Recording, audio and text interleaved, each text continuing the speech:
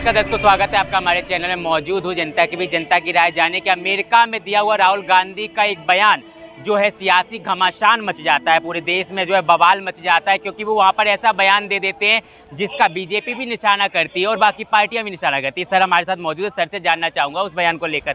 नमस्कार सर। नमस्कार। अमेरिका में जाकर जिस तरीके से राहुल गांधी देश की छवि धूमिल करते हैं, क्या कहना चाहेंगे? देखिए, उनका तो काम ही यही है। वो आज विदेशी ये जो एजेंट है ना, जो भारत को विकसित हुआ नहीं देख सकते, उनके पपेट जिसको कहते हैं ना, जो उंगलियों पे नाचते हैं, वो करने का काम जो है। और वो आज से नहीं है, वो पूरा अपने आप को उन्होंने सरेंडर कर दिया है। वो कहेंगे बैठ जाओ, ये बैठ जाएंगे, कहेंगे लेट जाओ, लेट जाएंगे, और बोलेंगे यात्रा करो तो यात्रा करने लगेंगे, अमेरिका आ जाओ, अमेरिका का आने लगेगा। ये स्क्रिप्टेड है सारा यहाँ पे। अब ये समझना पड़ेगा, जो जॉर्ज सोरोस ने अनाउंसमेंट की कि मैं मोदी को रोकने के लिए 2024 में मैं $1 बिलियन खर्च करने के लिए रेडी हूँ, तो कोई मोहरा तो बनेगा। कौन मोहरा है? मोहरा वही है। आज समझना है। आपकी चैनल के माध्यम से मैं जनता को बोलूँगा, पहचानिए ये जिन्होंने बाइकआउट किया है ना संसद का, समझ लो ये कहीं ना कहीं अंग्रेजी मानसिकता उसके गुलाम हैं।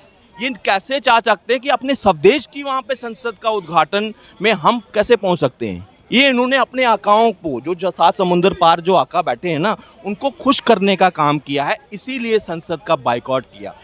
नहीं तो यही कांग्रेस इनके अधीर रंजन चौधरी जी ने राष्ट्रपति को क्या कहा था? राष्ट्रपत्नी करके एक बारी नहीं 3 से 4 बारी संबोधन किया था। तब उनका अपमान नहीं था, व्यक्तिगत मतलब एक जिसको बोलना पर्सनली अटैक किया था उनके ऊपर। तब राष्ट्रपति की कोई गरिमा नहीं थी। तब उनकी आदिवासी का जो उनकी था, तब उनको पता नहीं था। मगर जब संसद का वहाँ होने लगा, और सबसे ज़्यादा चुभन उनको हुई देश की संस्कृति, जो पुरातन संस्कृति थी, जो अंग्रेज़ों तक ने मानी थी। जब लॉर्ड माउंटबेटन ने उनको दिया था वापस सिंगोल, वो एज ए ट्रेडिशन दिया उनको कि हम ट्रांसफ़र ऑफ पावर कर रहे हैं। यही चीज़ जब राज तिलक होता था ना, तब दी जाती थी ऋषि मुनियों द्वारा कि हाँ राजा, अब तुम जो है न्याय कर सकते हो, तुम्हारे पास अधिकार है। तो ये पुरानी संस्कृति उसको क्या नाम दे दिया था तब उस वक्त के प्रधानमंत्री ने? Golden walking stick. और क्या कर दिया उनको? मतलब म्यूजियम में रख दिया। कोई उसके बाद क्या किया? सिर्फ और सिर्फ तुष्टीकरण की राजनीति की। इक्वलिटी के नाम पर हिंदू मुस्लिम की इक्वलिटी के नाम पर इन्होंने मतलब तुष्टीकरण की राजनीति की। सिर्फ और सिर्फ किसको किया? वोट बैंक के लिए।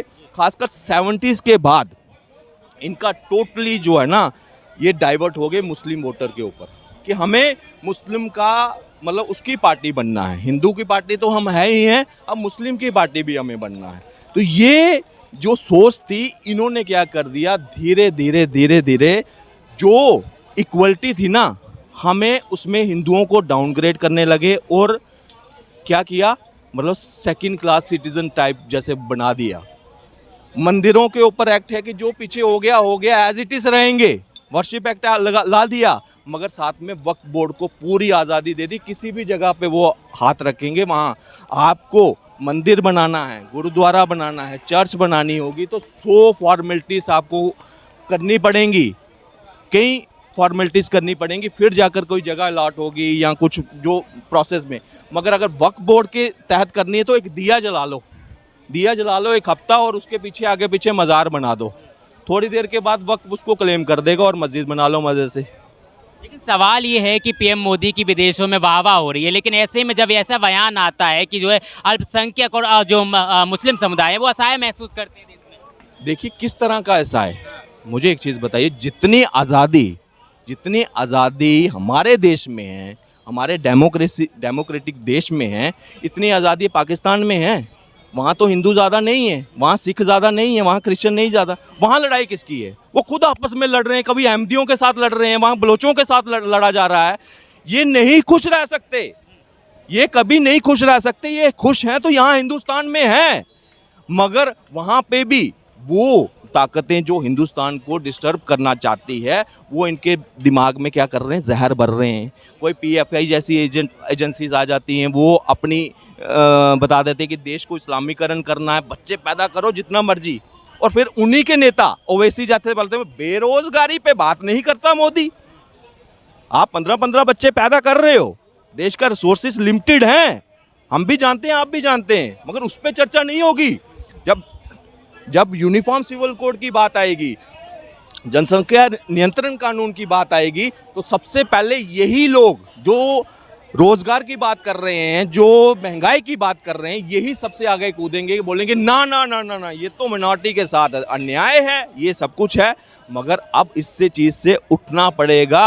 आज देश जो है पूरे न्यूजीलैंड बर्बाद हो गया, ब्रिटेन में जिस तरह की इन्फ्लेशन है, रिसेशन, वो डर रही है कि हमारे अब आगे हम कैसे संभालने वाला है। अमेरिका जैसी देश की हालत खस्ता है, मगर आज 7.2 जीडीपी की ग्रोथ चल रही है, और जो अगले साल है 6 से 7% की एस्टिमेशन है, आईएमएफ की रिपोर्ट है।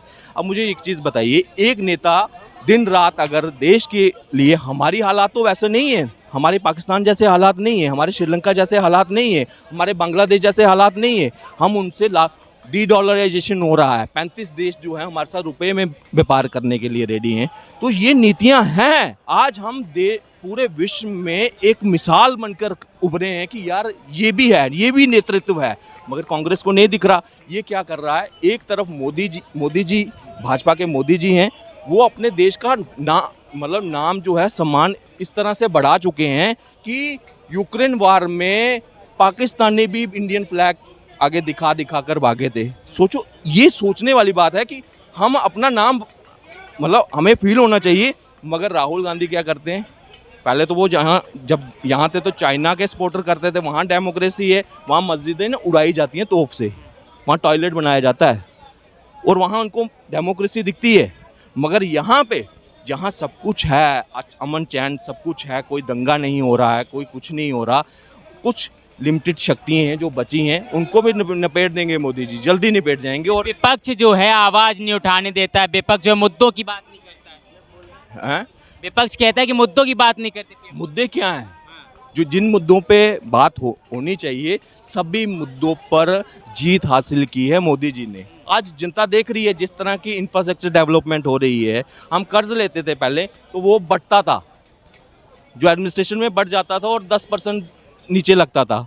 आज जो है 100 का 100% जो है, अगर हम बाहर वर्ल्ड बैंक से कर्जा ले रहे हैं, हमें दिख रहे हैं, हमें हाईवेज दिख रहे हैं। हमारे दिल्ली से ही आप मेरठ कितनी देर में पहुंच रहे हैं? 40 मिनट में। पहले कितना टाइम लगता था? यहाँ से दिल्ली से मुंबई एक्सप्रेस हाईवे बन रहा है, कटरा एक्सप्रेस हाईवे बन रहा है, ये आपको नहीं दिख रहा? देश का सबसे बड़ा जो ब्रिज है वो बन रहा है। और इसके बाद जो स्पिरिचुअल जिसको बोलता हूँ, उसका विकास अगर देखा जाए, मंदिर चाहे उज्जैन का हो, काशी का हो, जिस तरह से ये चीज़ हो रही है, ये कहीं ना कहीं देश की अर्थव्यवस्था को स्टेबल करने के लिए।